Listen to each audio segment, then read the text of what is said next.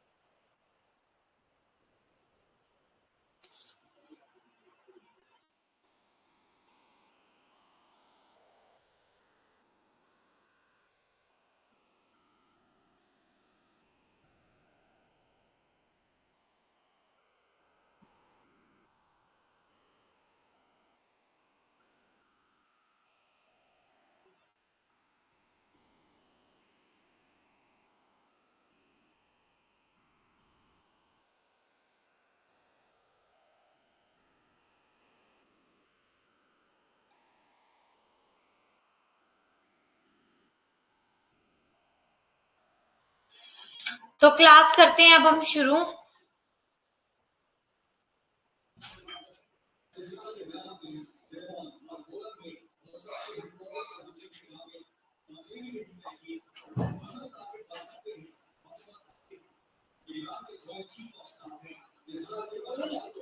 Guarda, diciamo che se ne facciano video questi, diciamo che curriculari.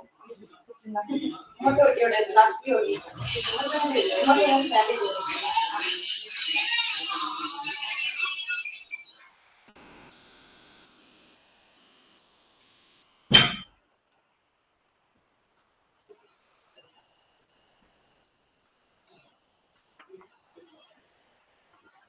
तो class करते हैं अब शुरू। तो बेटे देखो, आपको जो ये स्क्रीन पर दिख रहा है ये आप सबको ऑलरेडी पता ही है। हमारा जो फिलर फॉर्म है उसका टेलीग्राम ग्रुप है, व्हाट्सएप ग्रुप है, इंस्टाग्राम चैनल है। जिसने भी इनको ज्वाइन नहीं किया वो जल्दी से ज्वाइन कर लो ताकि आपको लाइव अपडेट मिलती रहे। और अगर किसी भी बच्चे को फिलर फॉर्म पर सब्सक्रिप्शन लेना है तो वो वहां पर जाकर ऐप में जाकर सब्सक्रिप्शन जो है देख सकते हैं, सब्सक्रिप्शन लिस्ट में जाके कि क्या ऑफर चल रहे हैं। और साथ ही साथ आपके लिए जो क्रैश कोर्स है वो भी अवेलेबल हो चुका है, क्रैश कोर्स भी आ चुका है तो जल्दी से ज्वाइन करें। और उसके साथ साथ अगर आप किसी भी बच्चे को फिलर फॉर्म पर जो है सब्सक्रिप्शन लेना है तो वो मेरा जो कूपन कोड है किरण 10 उसको यूज कर सकते हैं ताकि आपको डिस्काउंट मिले। उसके बाद देखो हमारा यूनिट 1 हो चुका है, यूनिट 2 आज हमारा जो हम खत्म कर देंगे। इसके बाद हम क्लाइमेटोलॉजी शुरू करने वाले हैं। ठीक है, ये देखो ये सारे टॉपिक के जो नोट्स हैं वो आपके अपलोडेड हैं। तो इनको कर लो। अब हमारा जो है, अब हम ये करते हैं arid and semi arid geomorphology. ठीक है, arid and semi arid geomorphology का मतलब क्या है कि शुष्क एवं अर्ध शुष्क भू आकृति विज्ञान। इसमें आप वो पढ़ोगे कि जो आपका विंड है, ठीक है, विंड की हेल्प से कौन से आपके लैंडफॉर्म बनते हैं उनको बोला जाता है एओलियन टोपोग्राफी। और शुष्क कौन सा होता है, मतलब कि जो डेजर्ट एरिया में या डेजर्ट एरिया में जो लैंडफॉर्म बनते हैं उसको बोला जाता है आपका arid and semi arid geomorphology.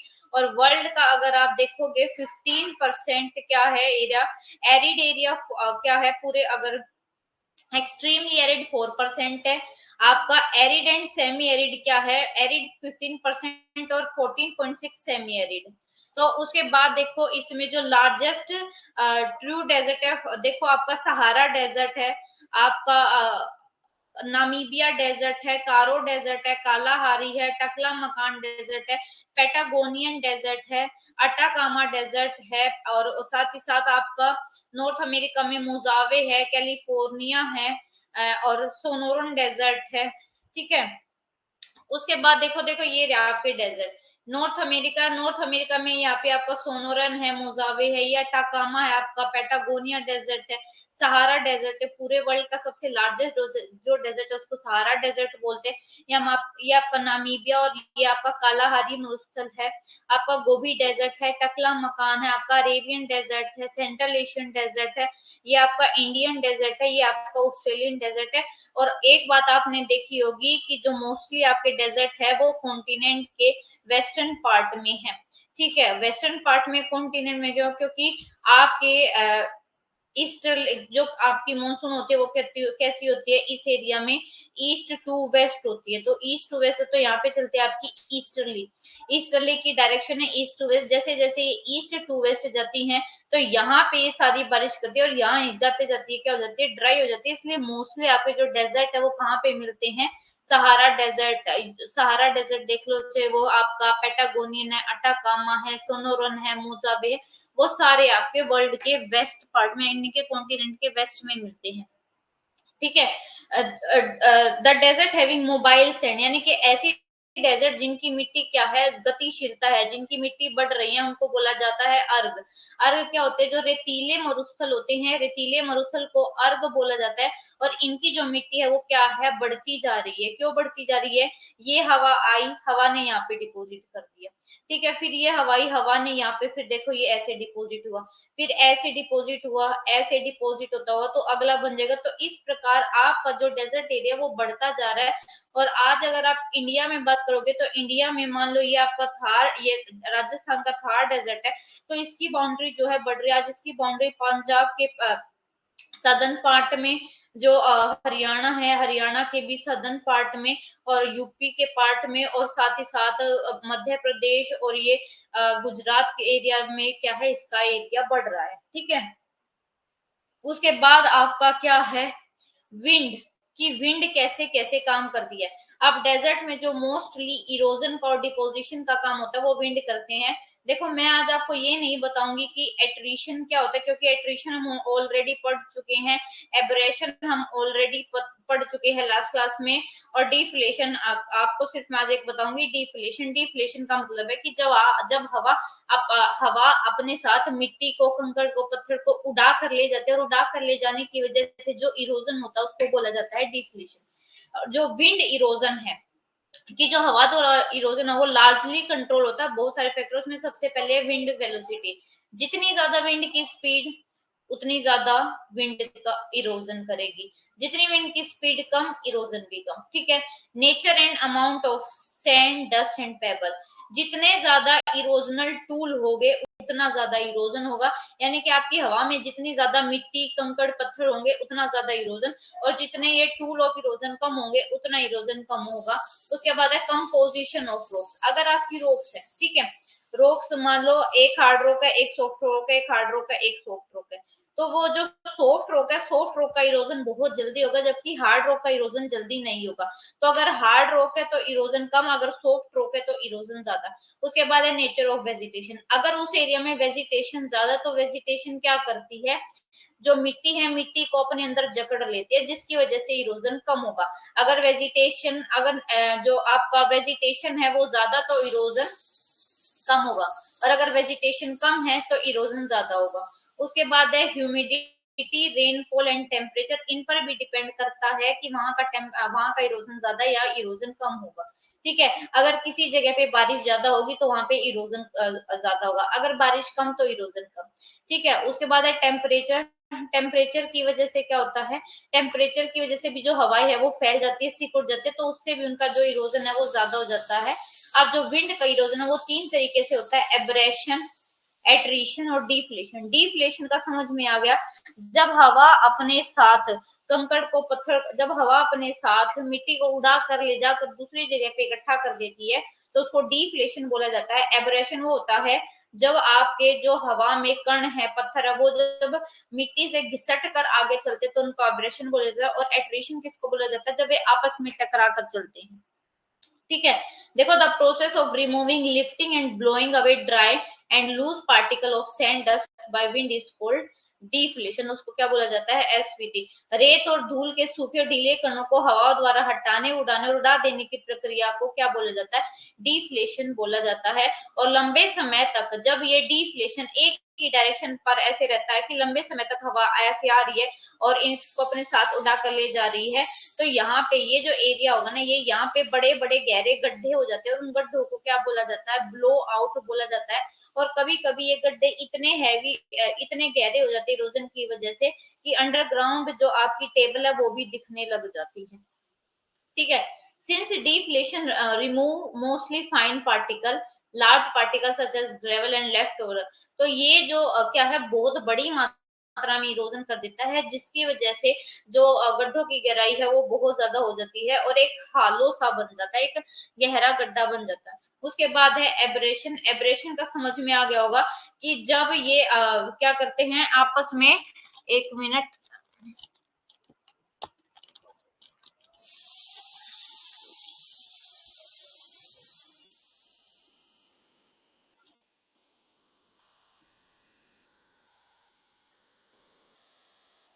एक मिनट बेटे।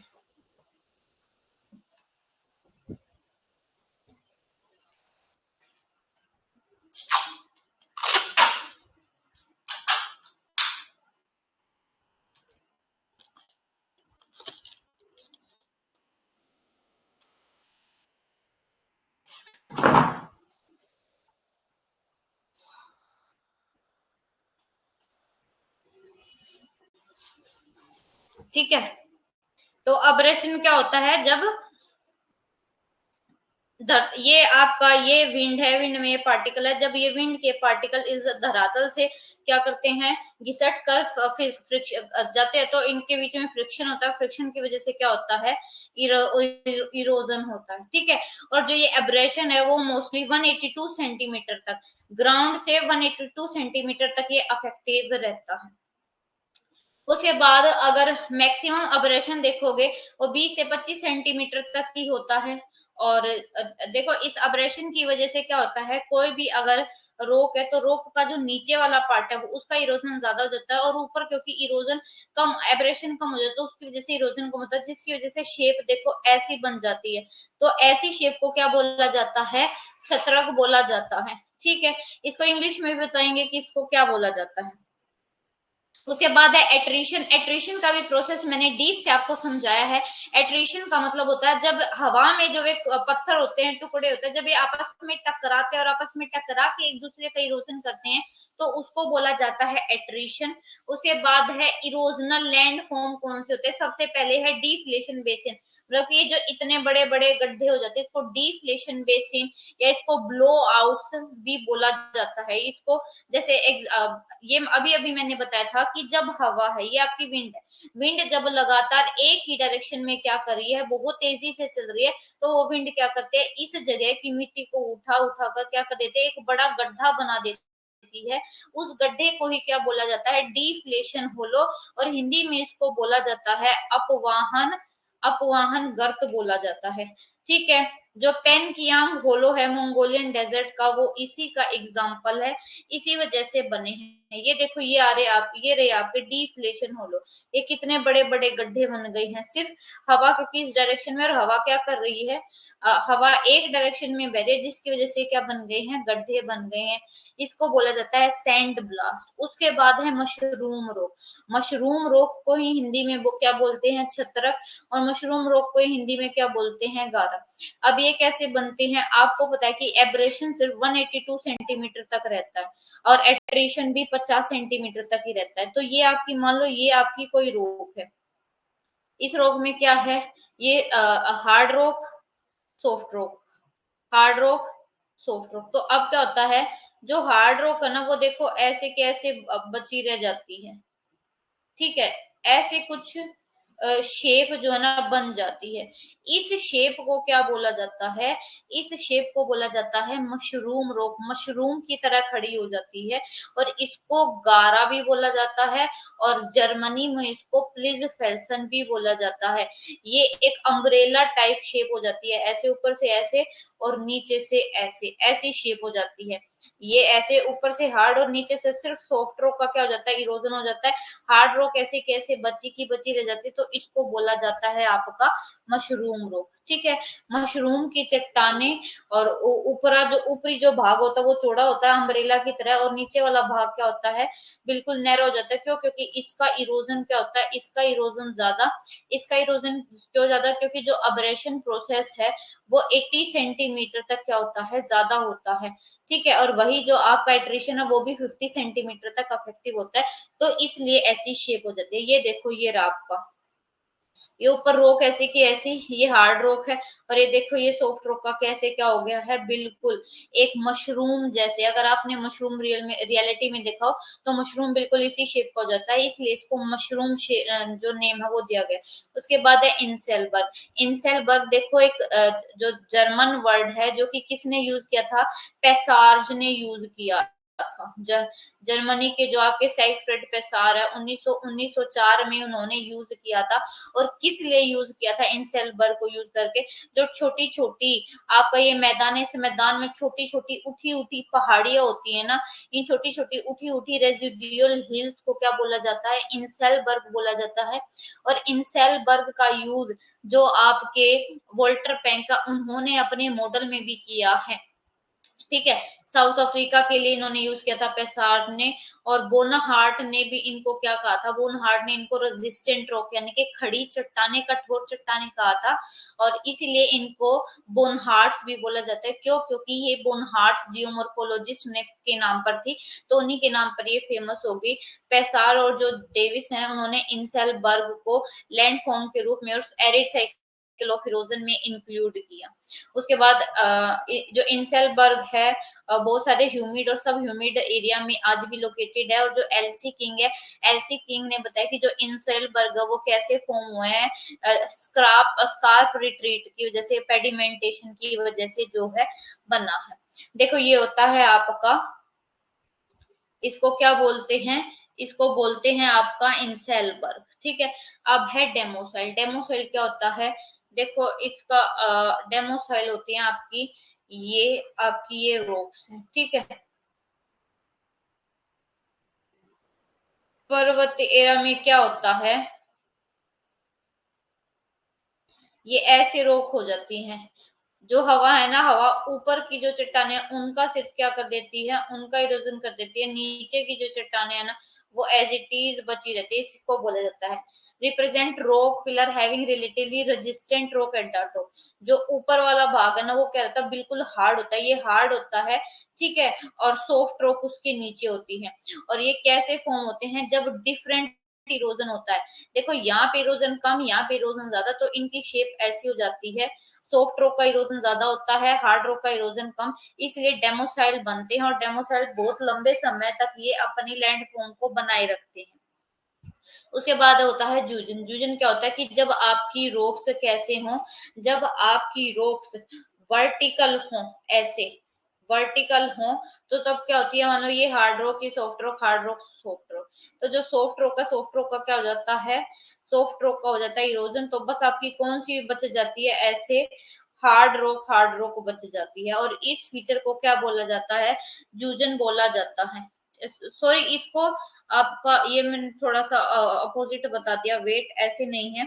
जूजन कौन सी है, जूजन है कि जब आपकी रॉक ऐसे हॉरिजॉन्टल हो, horizontal, hard rock soft rock, hard rock soft rock. तो जो हार्ड रॉक है वो ऐसे कैसे बच जाते, तो ये आपकी हो गया जूजन। और यार्डांग कैसे होता है, जब आपकी रॉक ऐसे वर्टिकल हो, hard rock soft rock, hard rock soft rock. ये hard rock soft rock, hard rock soft rock, hard rock. तो हार्ड रॉक ऐसे कैसे रह जाती है, सॉफ्ट रॉक का क्या हो जाता है, सॉफ्ट रॉक का इरोजन हो जाता है। और इसी को क्या बोला जाता है, यार्डांग बोला जाता है। ये देखो, ये आपके डेमोसाइल्स है, डेमोसाइल्स को देख लो। और ये आपके क्या है, ये आपके यार्डांग है। ये ऐसे आपके डेमोसेल्स है, ऊपर कठोर चट्टाने हैं, नीचे क्या है, सॉफ्ट रॉक है। सॉफ्ट रॉक का क्या हो रहा है, ये ऊपर जो कठोर पार्ट है वो ऐसे इसका ऐसे बचा रह जाता है, और जो सॉफ्ट पार्ट है उसका क्या हो जाता है, इरोजन हो जाता है। ठीक है।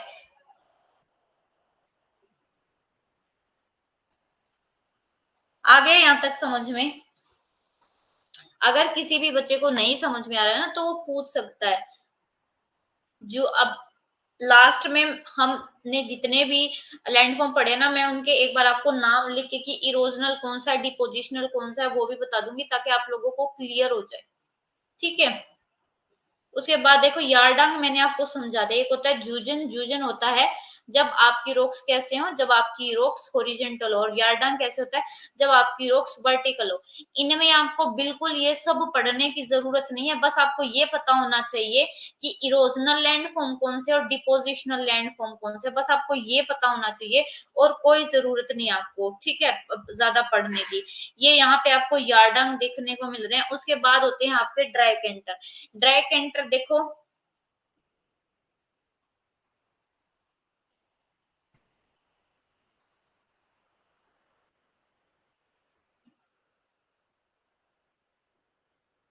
देखो अब आपका सबसे पहले यहाँ पे बात होती है, जैसे आपके पत्थर नहीं होते, ये पत्थर जब इन पत्थर पर लगातार क्या होता रहता है, इरोजन होता रहता है, हवा लगातार कम करती रहती है। तो ये जो आपके पत्थर है ना, जब इसके 8 फेस हो जाते हैं, ठीक है, जब ये मतलब क्या हो जाता है कि 8, एक इधर से चौथ सी निकल आती है, तो उसको बोला जाता है वेंटिफेक्ट। और the rock piece having 3 abraded face, और जब ऐसे बस 3 ही फेस हो, एक इधर से एक इधर से, तो उसको बोला जाता है ड्राइंकेंटर। और जिसके 2 हो तो उसको बोला जाता है ज्वीकेंटर। ठीक है। देखो आपको, उसके बाद होता है स्टोन लेटिस। स्टोन लेटिस क्या होता है, ये आपकी कोई रॉक है, ठीक है, ये रॉक क्या है, hard rock soft rock, hard rock soft rock से मिलकर बनी है। तो हवा आती है, तो हवा आने के बाद क्या होता है कि ये जो हार्ड रॉक है, हार्ड रॉक कैसे कैसे हो जाती है, सॉफ्ट रॉक में से देखो छोटे छोटे क्या हो जाते हैं, वो हो जाते हैं, होल होने लग जाते हैं, तो इसको बोला जाता है पाषाण जाल, स्टोन लेटिस। स्टोन लेटिस के बाद क्या होता है, ये जो होल है ना, ये बड़े बड़े हो जाते हैं, और बड़े बड़े ऐसे ऐसे, तो इसको बोला जाता है स्टोन विंडो। ठीक है, इसको बोला जाता है स्टोन विंडो। स्टोन लेटिस और स्टोन विंडो हो गया। उसके बाद आपका, आपको ड्राई कैंटर मैंने आपको समझा दिया है। उसके बाद स्टोन लेटिस भी हो गया है।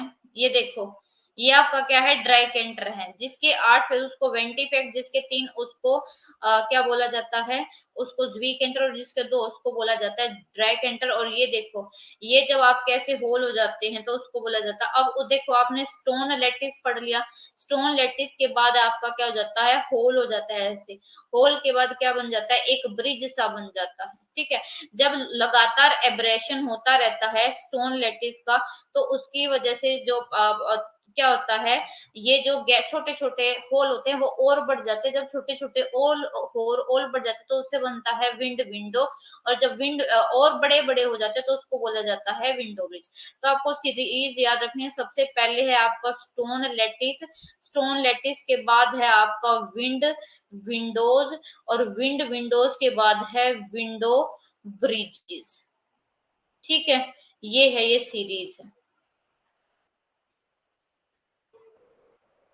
देखो, ये रहा आपका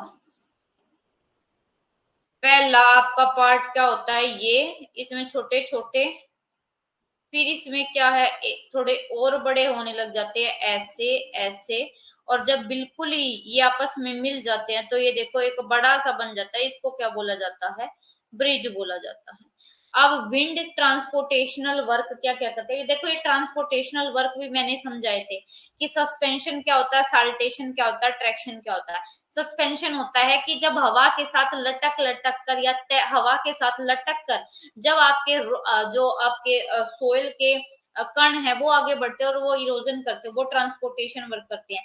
साल्टेशन का मतलब होता है जब आपके रॉक का जो पार्टिकल है या कोई भी सॉलिड पार्टिकल है उसका साइज थोड़ा सा बड़ा हो जाता है तो वो हवा के साथ क्या है ऐसे उछल उछल कर आगे चलते हैं। और ट्रैक्शन का होता है कि जब साइज और बड़ा हो जाता है तो वो क्या है, क्रीप कर लुढ़क लुढ़क कर क्या है आगे बढ़ते हैं। और यही लिख रखा है कि जो जिन मटेरियल का डायमीटर 0.2 मीटर से कम होता है तो वे क्या है, हवा के साथ लटक कर चलते हैं। ठीक है, लेकिन जिनका 0.2 से डायमीटर बड़ा होता है वे बाउंस कर करके यानी कि जंप कर करके आगे बढ़ते हैं और इसको बोला जाता है साल्टेशन। उसके बाद है ट्रैक्शन। ट्रैक्शन क्या होता है, क्रीप करके यानी कि घिसट घिसट कर जब आगे बढ़ते हैं। तो यहाँ पे पत्थरों का साइज बड़ा होता है तो हवा आते तो इनको ऐसे लुढ़का लुढ़का कर आगे ले जाती है, तो इसको बोला जाता है ट्रैक्शन। अब एक होता है सैंड ड्रिफ्ट। सैंड ड्रिफ्ट क्या होता है, जब आपका एक मान लो यहाँ से हवा आ रही है, हवा आने की वजह से क्या, और यहाँ पे एक पेड़ है और यहाँ पे एक पेड़ है, तो इन दोनों के बीच में जब सैंड मिट्टी इकट्ठी हो जाती है तो उसको बोला जाता है सैंड ड्रिफ्ट, उसको सैंड ड्रिफ्ट बोला जाता है। अब आपके डिपोजिशनल लैंडफॉर्म कौन कौन से हैं, देखो जब आपने कभी उसमें देखा होगा ये हवा चल रही है तो हवा के चलने की वजह से रेत पे देखो ऐसे लहरें से बन जाती हैं। ठीक है, तो इन लहरों को क्या बोला जाता है, रिपल बोला जाता है। कभी कभी अगर आप पानी कहाँ पर डालो, अगर पानी में भी पत्थर डाल दो तो ऐसे रिपल क्रिएट हो जाते हैं, उन रिपल को उनको क्या बोला जाता है, रिपल मास। और ये दो तरीके के होते हैं, ट्रांसवर्स रिपल और लॉन्गिट्यूडनल रिपल। देखो लॉन्गिट्यूडनल रिपल क्या होते हैं कि जब हवा ऐसे पैरेलल चलती है तो तब ये आपके क्या होते हैं, क्रिएट। और एक होता है ट्रांसवर्स रिपल, जब हवा 90 डिग्री पे कट करती है तो तब आपके क्या बनते हैं, ये ट्रांसवर्स रिपल बनते हैं। ठीक है, अब सबसे पहले है सैंड ड्यून्स। सैंड ड्यून्स को हिंदी में बोलते हैं बालू के टिब्बे। ठीक है, ये कैसे बनते हैं, मान लो यहाँ पर आपका कोई पेड़ ऑब्स्ट्रक्शन है, देखो ये हवा आई, हवा आने की वजह से क्या है, यहाँ पे मिट्टी इकट्ठी हो गई, फिर ऐसे में मिट्टी इकट्ठी होती गई, मिट्टी इकट्ठी होती गई। ठीक है, मिट्टी इकट्ठी हो गई, एक पॉइंट पे क्या हुआ, अब मिट्टी देखो धीरे धीरे आगे बढ़ने लगी ऐसे। अब ऐसे आपका नया जो बालू का जो टिब्बा ना वो बनने लगा। तो ये जो बालू के टिब्बे ना ये क्या है, डिपोजिशनल है। उसके बाद आगे देखो, ये देखो ये आपके क्या है, रिपल्स हैं। और ये देखो हवा आई ऐसे ऐसे इकट्ठा होते गए तो जिसके जैसे आपका आज रेगिस्तान इसी रीजन की वजह से बढ़ रहा है। उसके बाद है आपका longitudinal sand dunes. Longitudinal sand dunes कौन से होते हैं, जो सैंड ड्यून्स हवा के पैरेलल दिशा में बनते हैं, मतलब कि हवा इस डायरेक्शन में चल रहे तो वो ऐसे ही बनते हैं जैसे ये रे, इनको बोला जाता है लॉन्गिट्यूडनल सैंड ड्यून्स। जो आपका ऑस्ट्रेलिया लिबेस में बहुत सारे ऐसे एग्जांपल मिलते हैं। उसके बाद देखो जो लॉन्गिट्यूडनल ड्यून्स है वो हमेशा पैरेलल होते हैं। और क्या होता है, इन दोनों के बीच में क्या, और ये क्या है, ये ऐसे इनके बीच में क्या होता है, गैप्स होता है जिसको रेग या हमादा बोलते हैं। और ये क्या होता है, इसको गासी सहारा में बोला जाता है। और इस तरह के जो कॉरिडोर है इसको पाथ या कारवांस बोला जाता है। दो आपके जो दो आपके जो बालू के टिब्बे होते हैं उनके बीच में जो रास्ता होता है उसको बोला जाता है कारा। उसके बाद है ट्रांसवर्स ड्यून, जो हवा के 90 डिग्री पर बनते हैं उसको बोला जाता है dunes form transverse to direction of prevailing wind. ये प्रिवेलिंग विंड की डायरेक्शन है। और जब ये इसके 90 डिग्री पर आपके बालू के टिब्बे बनते हैं तो उसको बोला जाता है आपका ट्रांसवर्स सैंड ड्यून्स। ठीक है, इसमें सबसे एक पहला एग्जांपल है बारखन। बारखन रेत के टिब्बे, इसमें क्या होता है, बारखन कैसे होता है, ऐसे क्रीसेंट जैसे गाय का सिंग होता है ना ऐसे बनती है, क्रीसेंट इन शेप। जो जहां से जो विंडवर्ड साइड है, मतलब कि जहां से हवा चलती है वो स्लोप कैसा है, जेंटल। और जहां पे नीचे उतरते हैं तो उसको बोला जाता है स्टीप स्लोप। ठीक है, उसके बाद है आपका ये देखो ऐसा होता है आपका बारखन।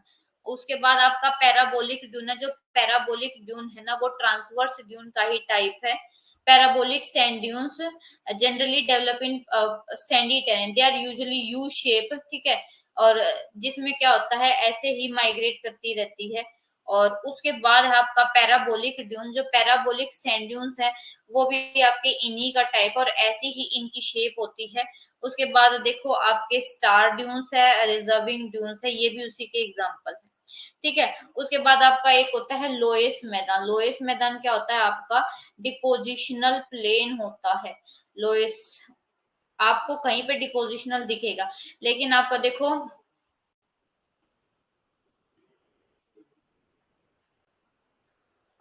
ठीक है। लोएस में क्या होता है कि हवा ने अपनी एक लेयर बिछाई, फिर दूसरी बचाई, फिर तीसरी, फिर चौथी, तो ऐसे इस मैदान को क्या बोलते हैं, लोएस मैदान बोलते हैं।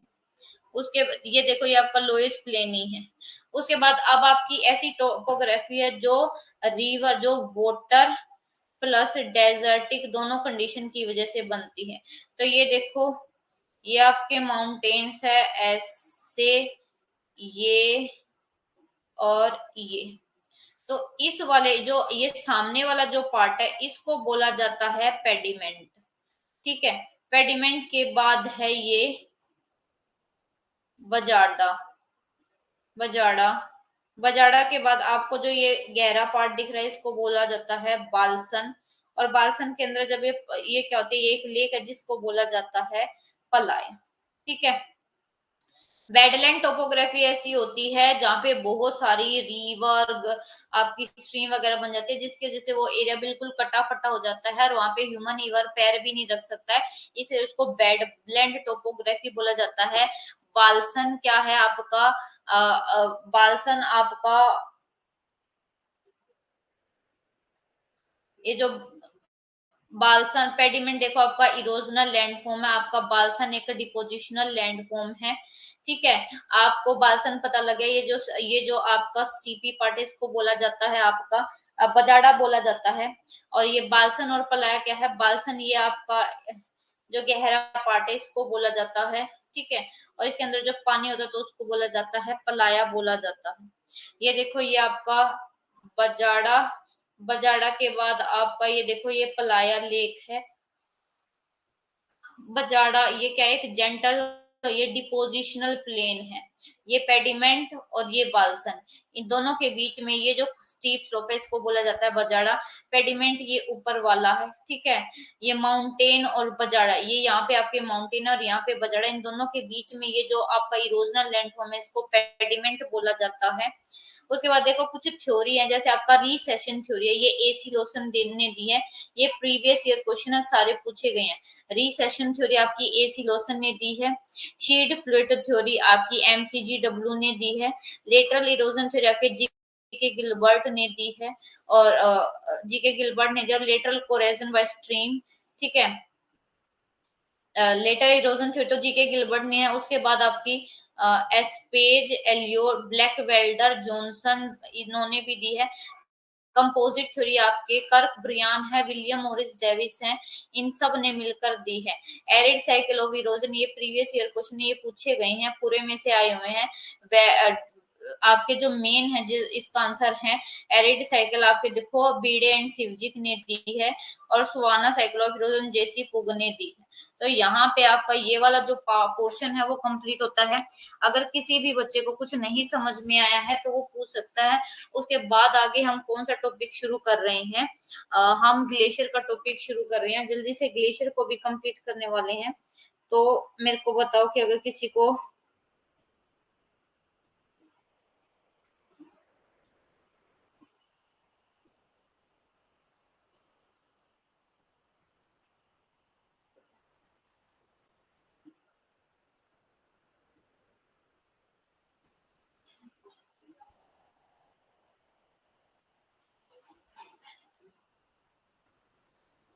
ठीक है, जल्दी से एक बार देखो, आप लोगों को समझ में आ गए हैं तो।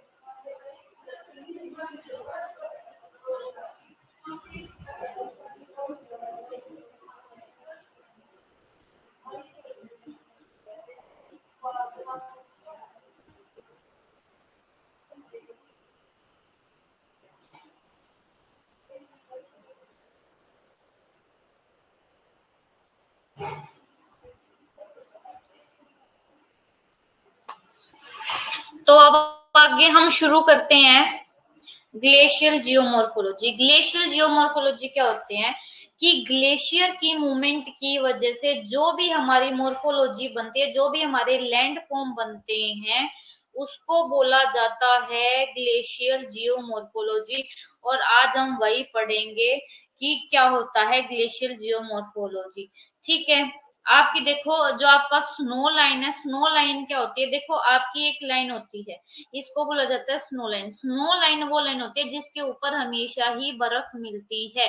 ठीक है, ये वाला वो एरिया कि मतलब यहाँ पे बर्फ होती है, कभी भी बर्फ मेल्ट नहीं होती, लेकिन इसके नीचे वाला एरिया जो होता है वहां पे सर्दियों में बर्फ इससे नीचे आ जाती है, लेकिन गर्मियों में जो बर्फ है वो यहाँ तक चली जाती है। तो इसको बोला जाता है आपकी स्नो लाइन।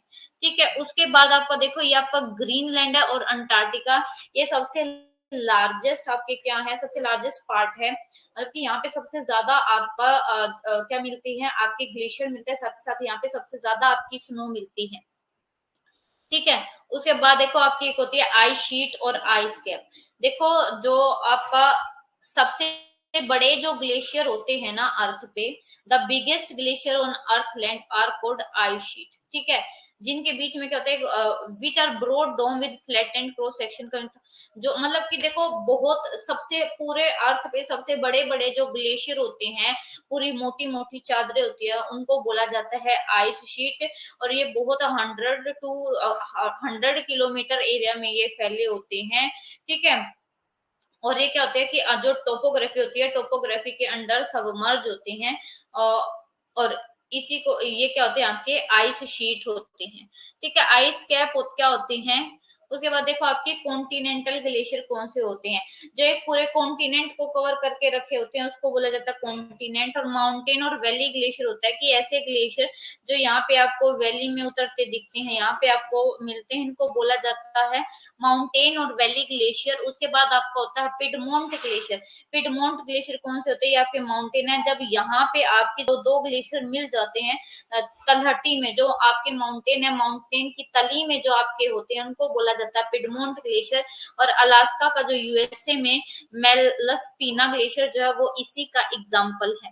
ठीक है, उसके बाद होता है आपका एक होता है आइस शेल्फ और एक होता है आपका आइस फील्ड। देखो आइस शीट आइस कैप, देखो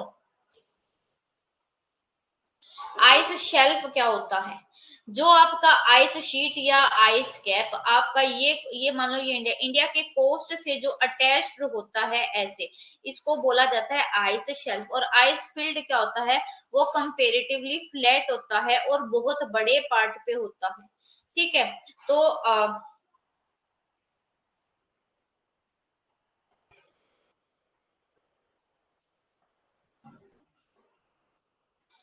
ये जो आइस शेल्फ होता है ये पानी में आपके तैर होता है, जबकि ये एक बहुत बड़े एरिया पे होता है। उसके बाद आपका देखो नीच ग्लेशियर है, ये क्या होता है, ये आपका स्मॉल अपलैंड आइस मास है। ठीक है, एक मान लो ये आपका कोई रॉकी सरफेस है, ये एक उबड़ खाबड़ लैंड है, तो इस पे जब बर्फ पड़ जाती है तो इसको नीच ग्लेशियर बोला जाता है। ठीक है, इसकी स्पीड 4 से 7 किलोमीटर पर ईयर हो सकती है। उसके बाद आपको बोला जाता है एक होता है advancement of glacier. Advancement of glacier क्या होता है कि जब आपका ग्लेशियर की मूवमेंट बढ़ती है, मतलब कि जब आपका बर्फ ज्यादा पड़ता है तो ग्लेशियर की मूवमेंट बढ़ जाती है, वो और ज्यादा एरिया को कवर करता है, तो उसको बोला जाता है एडवांसमेंट ऑफ ग्लेशियर। वही रिट्रीट ऑफ ग्लेशियर क्या होता है कि जब आपका ग्लेशियर पीछे की तरफ हटता है, यानी कि आपकी बर्फ पिघल जाती है, तो उसको बोला जाता है रिट्रीट ऑफ ग्लेशियर। अब आपका जो एक काम होता है ग्लेशियर का जिसको बोला जाता है अब्लेशन और प्लकिंग। प्लकिंग का मतलब क्या होता है, उत्पाटन। अब्रेशन का मतलब तो आपको समझ में आता है। प्लकिंग और पॉलिशिंग का मतलब होता है कि जब ये आपके ग्लेशियर नीचे उतरते हैं, तो नीचे उतरते वक्त ये क्या है, ये मान लो ये आपकी रोक है, रोक वे से ग्लेशियर नीचे उतरता है, तो ये क्या करते हैं, रोक का जो उबड़ खाबड़ वाला पार्ट है, पत्थर वगैरह, उसको अपने साथ उखाड़ कर ले जाते हैं। तो उसकी वजह से आपके क्या बनते हैं, इरोजनल लैंड फॉर्म बनते हैं। जैसे आपका यू शेप वैली है, हैंगिंग वैली है, सर्क है, अरेत है, हॉर्न है, नूनाटक है, क्रेग एंड टेल है, ये सब आज हम पढ़ेंगे। ठीक है, सबसे पहले देखो आपका जो ग्लेशियर है वो क्या बनाती है, यू शेप वैली बनाती है। जब आपके ये ग्लेशियर यहाँ से उतरते हैं तो ये अपने साथ साथ क्या करते हैं, जैसे आपकी ये वी शेप वैली है, यहाँ पे बर्फ जमगी, तो ये क्या करती हैं, ये ग्लेशियर ऐसे इसको ऐसे इस शेप में बदलते हैं, मतलब कि इसका इरोजन कर देते हैं, और इसी को क्या बोला जाता है, यू शेप वैली बोला जाता है, जो कि आपके ग्लेशियर ही बना सकते हैं। इसको क्या बोला जाता है, ग्लेशियर। उसके बाद आप एक और पढ़ोगे जिसका नाम होता है हैंगिंग वैली। हैंगिंग वैली कैसे बनती है कि मान लो ये आपकी कोई मेन रिवर है, और उस मेन रिवर में ऊपर से रिवर अपना पानी डाल रही है, तो जब आपका सर्दी होती है तो सर्दियों में ये बर्फ जम जाती है, तो इसको क्या बोला जाता है, ऐसे जब हम नीचे से ऊपर की तरफ देखते हैं तो हमें वो वैली लटकती हुई दिखती है, इसलिए उसको बोला जाता है लटकती वैली या हैंगिंग वैली। देखो ये आपकी मेन रिवर, और ये ऊपर पहाड़ों से नदियां पानी गिरा रही है मेन नदी में, तो सर्दियों में ये जो पानी जब है जम जाता है तो इसको क्या बोला जाता है, लटकती वैली या हैंगिंग बोला जाता है, हैंगिंग वैली बोला जाता है। उसके बाद देखो आपका क्या होता है, सर्क। सर्क कैसे बनता है, सर्क की शेप होती है ऐसे, ये वाली शेप। जब आपका ये ग्लेशियर है, ग्लेशियर यहाँ से उतरता है तो वो क्या कर देता है, उस रॉक को एक चेयर की शेप में कट कर देता है, तो इसको बोला जाता है ग्लेशियर बोला जाता है।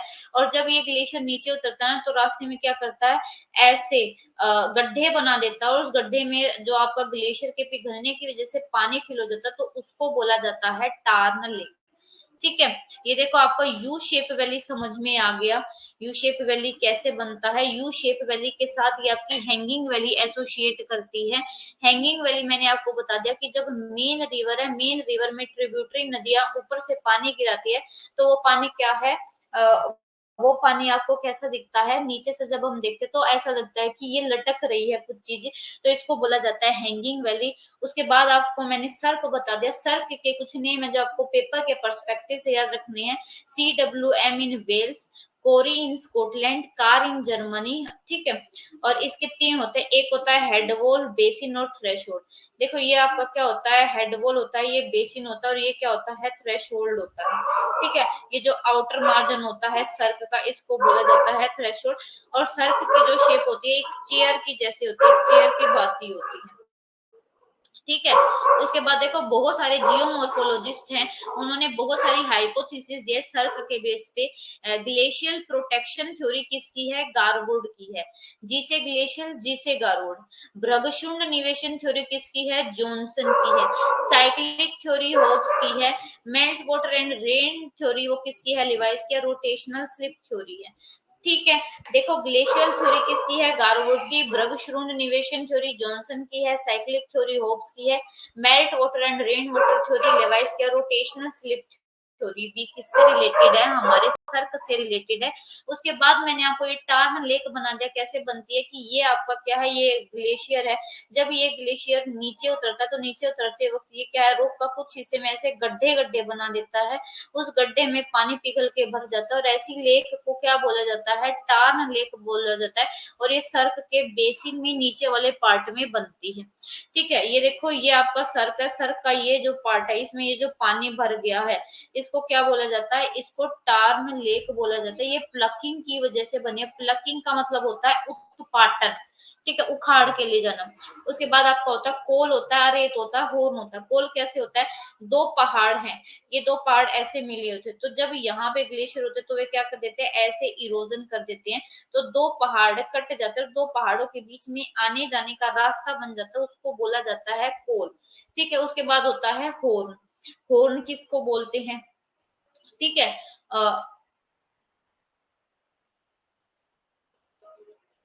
देखो हॉर्न होता है, एक मिनट इसको मैं आपकी देखो,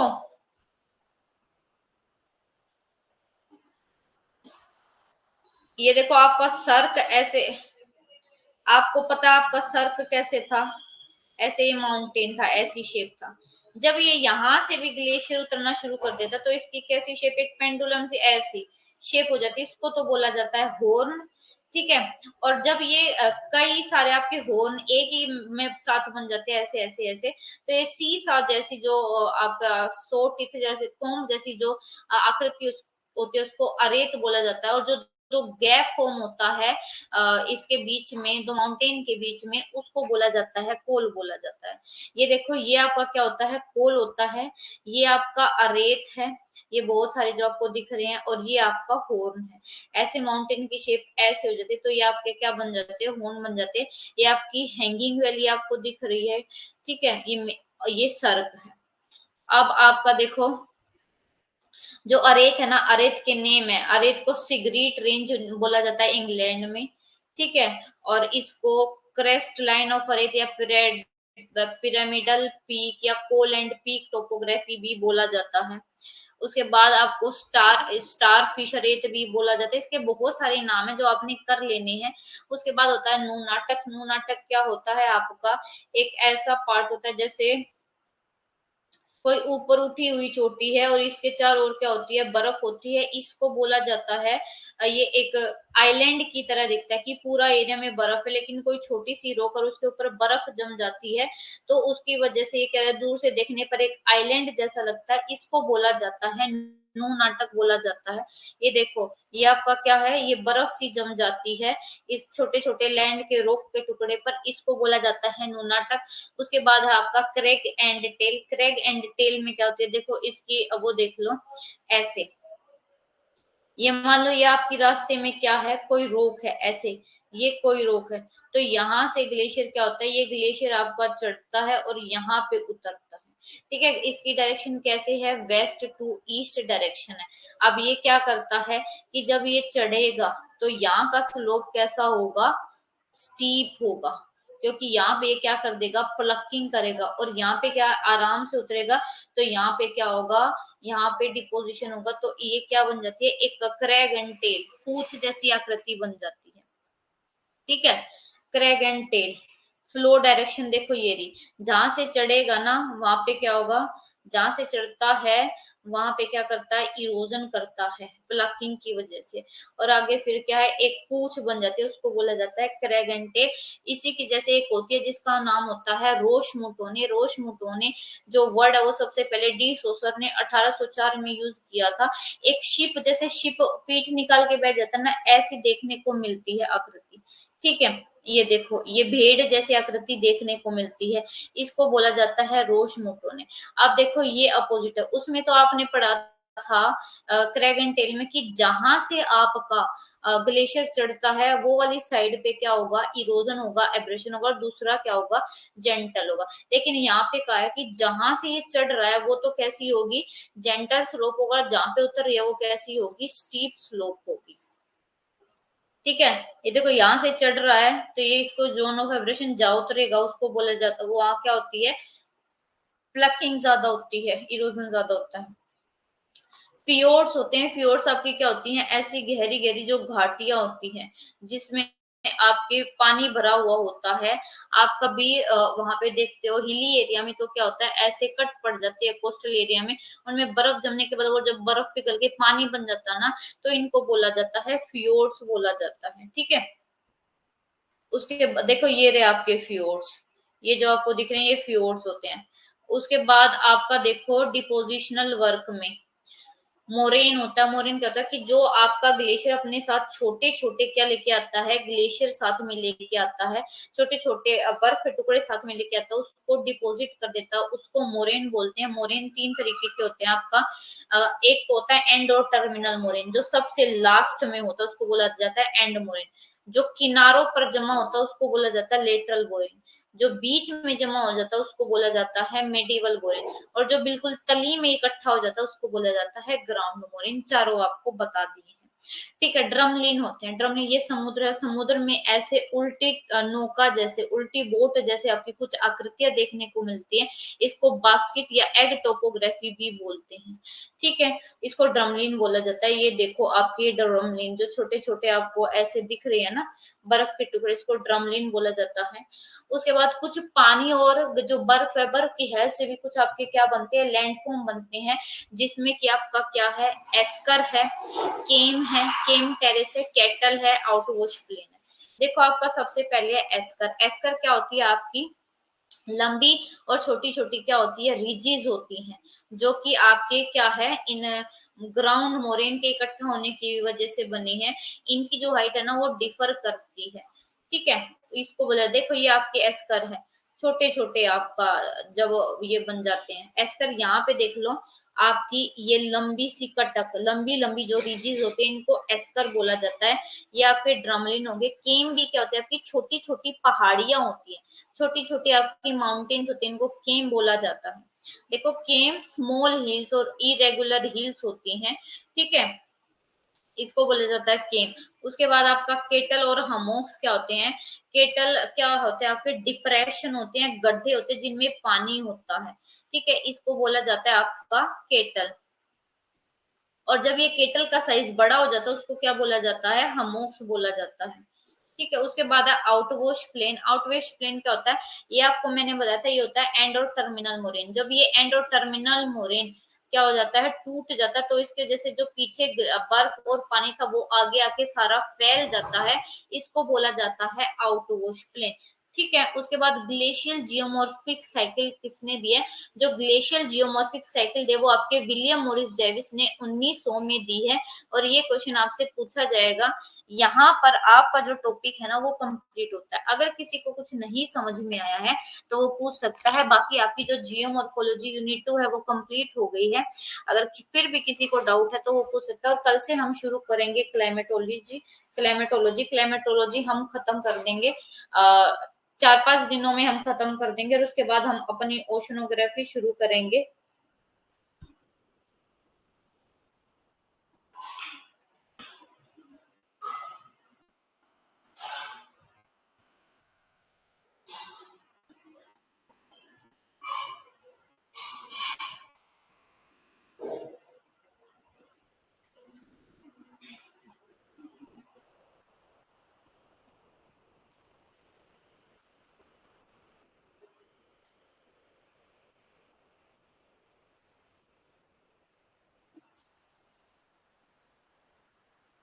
ठीक है, आज आपका ये जो सिलेबस है ये कंप्लीट हो गया, और आपके जो भी फाइल है वो मैं अपलोड कर दूंगी अभी, क्लास आफ्टर क्लास के होते ही आपको अपलोड कर दूंगी मैं, ठीक है। अगर कोई भी डाउट है तो 2 मिनट में यहाँ पे हूँ, आप पूछ लो। फिर हम जो अपना कल यूनिट है, कल यूनिट हम क्लाइमेटोलॉजी शुरू करेंगे, सिर्फ 20 तारीख तक हम अपनी क्लाइमेटोलॉजी कंप्लीट कर देंगे, ठीक है। 16, 17, 18, 19, 20 5 दिनों में हम अपने टॉपिक कर लेंगे। उसके बाद हम अपनी जो फोर्थ यूनिट है वो कंप्लीट कर देंगे, साथ ही साथ मतलब कि हम अपने अब अभी इस वीक के एंड तक हम अपनी जो है 5 यूनिट कंप्लीट कर देंगे, ठीक है।